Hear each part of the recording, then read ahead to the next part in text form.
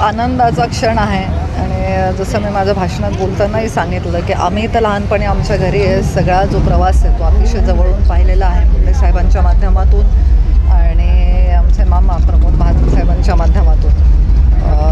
तर त्या काळामध्ये अडवाणीजी अटलजी ह्यांचं आमच्या घरी येणं जाणं असल्या कारणाने त्या गोष्टी पण आम्ही खूप जवळून पाहिल्यात. त्यामुळे आजचा कार्यक्रम हा आमच्यासाठी खूप वेगळं महत्त्वाचं स्थान हृदयात ठेवून आहे आणि माझा विश्वास आहे की असं म्हणणारे मी एकटी नाही, असे लाखो भारतीय आहेत ज्यांच्यासाठी हा खूप खूप जिव्हाळ्याचा आणि अस्मितेचा प्रश्न होता.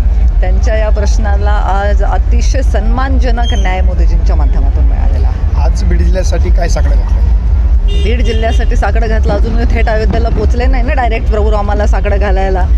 आत्ता तर आहे की बीड जिल्ह्याचे जे प्रश्न आहेत ते मार्गी लावण्यासाठी केंद्रातलं आणि राज्यातलंही सरकार आता कार्यरत आहेच आहे. त्या प्रयत्नांना गती आणि यश मिळावं आणि आमच्या हातून जनतेची जास्तीत जास्त सेवा घडावी एवढीच ईश्वरचरणी प्रार्थना.